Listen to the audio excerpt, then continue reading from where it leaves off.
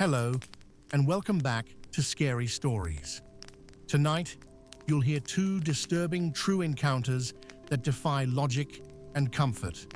A late-night trip that ends with a terrifying scream coming from the trees, heard by only two people, and a family evening that turns into a nightmare when something dark takes control of a child right before their eyes.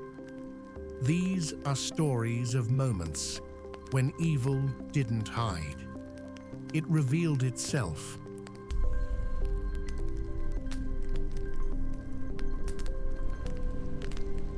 It was coming from the trees. This story will tell us about a late-night trip that was supposed to be nothing more than fun and freedom, until something unseen made itself known.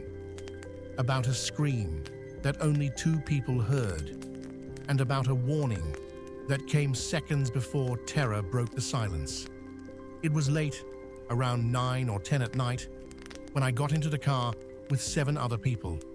4 girls and 3 guys, friends, familiar faces, people I trusted. For privacy, I'll call the girls Kylie, Leslie, Sarah, and Maria. The guys were Noah, Alex, and Sammy. The plan was simple. We were driving to Gainesville just to get away for the night. Take photos, walk around, feel grown, feel free, nothing spooky, nothing dangerous, just a late-night adventure to break the routine. The drive took about 2 hours. By the time we reached Gainesville, it was close to midnight. The city felt quieter than expected, like it was holding its breath. We stopped at an empty basketball court first, laughing and taking photos under harsh white lights that buzzed overhead. Eventually, we headed to our hotel. It was a tall building, maybe 7 or 8 stories, clean, modern, and well lit. Across the street was a small Wawa. To one side, a highway ran through the area, with a raised bridge crossing over a wide intersection.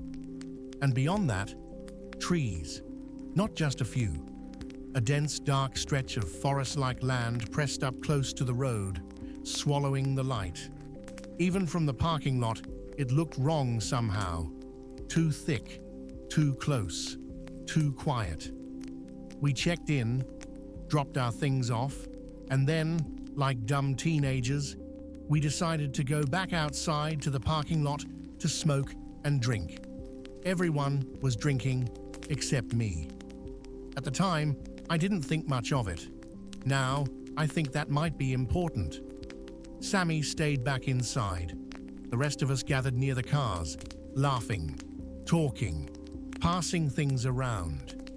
Everything felt normal, loud, careless, until Leslie changed. At first, it was subtle. She stopped laughing. Her eyes kept darting toward the trees. She shifted her weight like she couldn't stand still.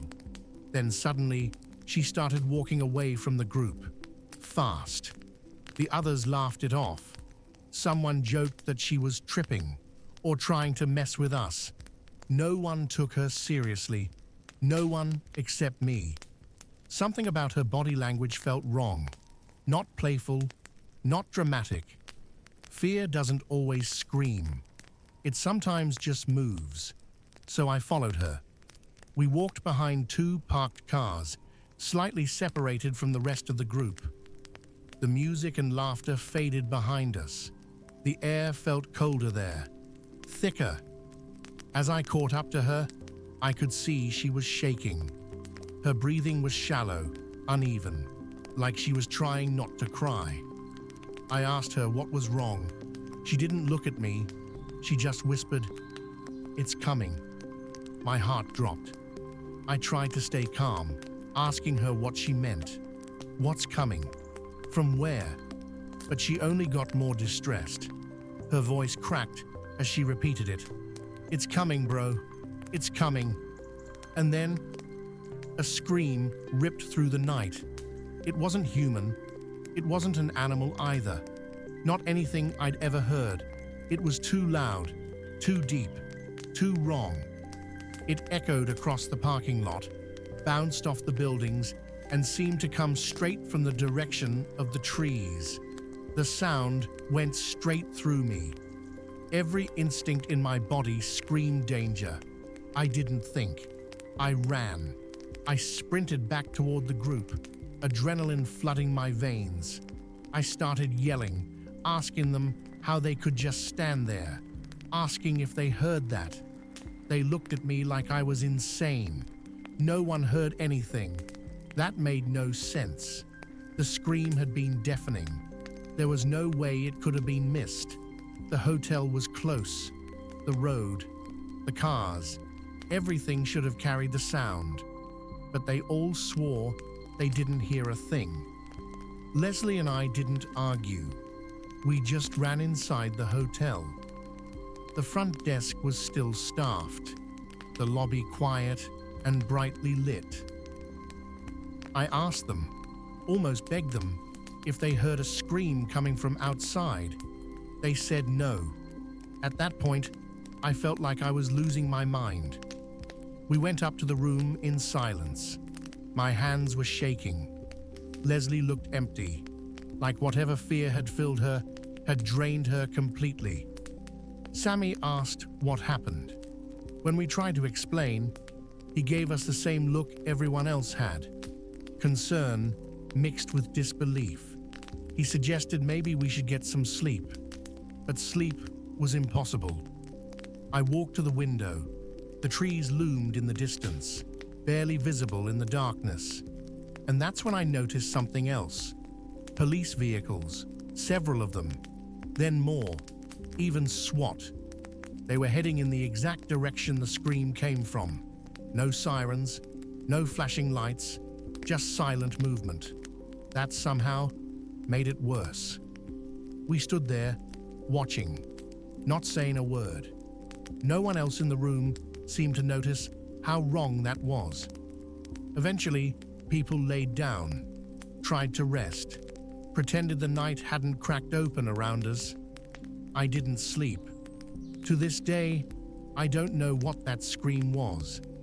I don't know how Leslie knew something was coming, or what she saw before I followed her. What I do know is this. Whatever it was, it didn't want to be seen, and it didn't want to be heard by everyone, only us. I haven't spoken to those people since that night. Sometimes I think about reaching out to Leslie, asking her what she remembers, asking if she saw something I didn't. But part of me is afraid of the answer, because some questions, once you ask them, you might invite it back. Some nights aren't meant to be remembered. Some warnings come too late. And sometimes the scariest part isn't the scream in the darkness. It's knowing that whatever made it was already on its way.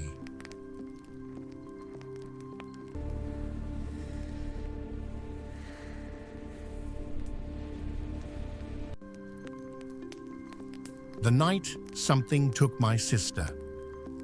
This story will tell us about a normal night in a family home that suddenly turned into something unspeakable. About a childhood memory that never faded, only grew darker with time. I've gone back and forth for years about whether I should ever share this story. I'm keeping everything anonymous and intentionally vague. I don't want this tied back to me, my family, or the people involved. This is something I've only ever talked about with close relatives, and even then, rarely. I was very young when this happened. Young enough to not fully understand what I was seeing, but old enough to remember every detail with terrifying clarity. My family is Christian. We believe in God, prayer, and spiritual warfare. At the time, I didn't have the words for any of that. Now that I'm older, I look back on this night and believe what happened was something spiritual, something demonic. Back then, We lived in a modest house where the living room and kitchen were one open space. There were no walls separating them, just a sense that everyone was always together. The TV sat against one wall, and near it, an old family desktop computer, one of those bulky setups everyone seemed to have at the time. It was nighttime. Both of my parents were home. My siblings and I were all in the same area, doing our own things, but within sight of each other. It was quiet, normal, safe. My oldest sister was on the computer, watching one of those pop-up scare videos that were popular back then. The kind where everything seems normal until a face suddenly jumps onto the screen with a loud noise. She called me over. I watched it. I got startled, laughed nervously, and walked away, already forgetting about it. It felt harmless, just a cheap scare. Then she called another one of my sisters over. This time, she didn't warn her. I wasn't watching the screen when it happened. I was distracted, playing nearby, when suddenly I heard a scream that ripped through the house. Not a startled yell, a scream of pure terror. I turned around just in time to see my sister shaking uncontrollably. Her face was pale, her eyes wide, her whole body trembling like she was freezing. My mom rushed to her instantly, wrapping her arms around her, asking what happened. My dad started yelling, demanding to know what she had seen. Everything escalated in seconds. My sister's shaking got worse, and then suddenly stopped. Her arms dropped to her sides. Her body went limp. I remember my mother's face in that moment. I had never seen that expression before. Pure fear, stripped of any attempt to stay calm for us. Without hesitation, my mom called our pastor. It was late at night, but she told him we needed to come immediately. While my dad went to get the car ready, my mom sent me into a bedroom with my sister.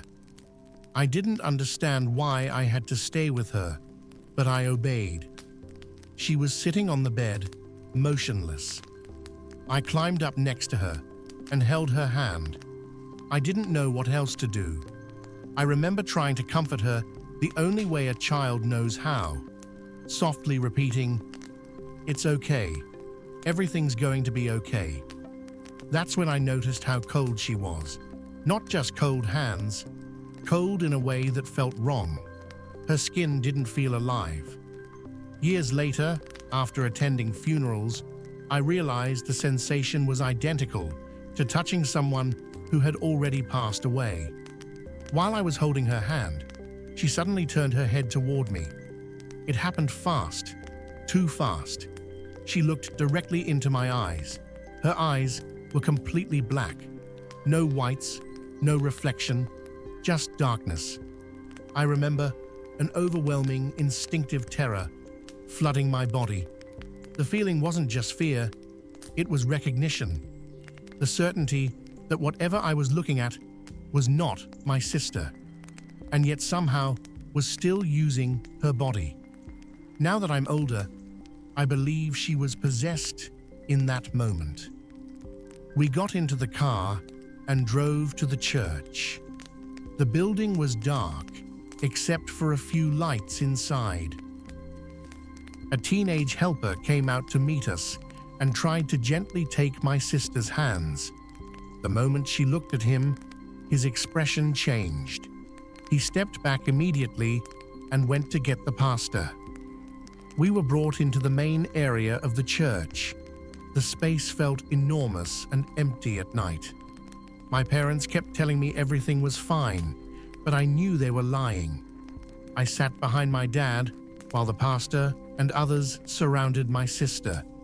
They began praying, not softly, forcefully. They rebuked whatever was inside her in the name of God. Then my sister started screaming, but it wasn't her voice. It was deep, twisted, distorted, like multiple tones layered into one sound. She kept screaming the same words over and over. "It hurts. It hurts." Later, she told me she wasn't the one in pain. Whatever was inside her was the one screaming. At some point, my dad picked me up and tried to block my view, telling me not to look. I looked anyway. I saw my sister twitching, crawling, moving in ways that didn't look human. Her body bent and jerked unnaturally, like something else was pulling the strings. I wrapped my arms around my dad and held on as tightly as I could, frozen in terror. Eventually, it stopped. After that night, no one talked about it. Not at home, not at church, not ever. Years passed. When I was older, I finally asked my sister what she remembered. She told me that when she watched the video, she felt something jump into her body. Everything went black instantly. She said it felt like she was watching herself from outside, aware of her body, but unable to control it. She told me she could see both herself and whatever had taken over. She also told me something that still chills me. When she turned her head and looked at me that night, she wasn't trying to scare me. She was terrified. She was afraid that whatever was inside her was going to go after me next. When the prayers ended, she said she suddenly felt like she snapped back into her body, exhausted, shaking, and terrified it could happen again. To this day, she barely speaks about it. She only says it was the worst experience of her life. I'm not trying to convince anyone of anything. I just know what I saw, what I felt, and how clearly this memory has stayed with me. As a Christian, I believe this was something spiritual, something demonic, and no matter how much time passes, it's something I will never forget.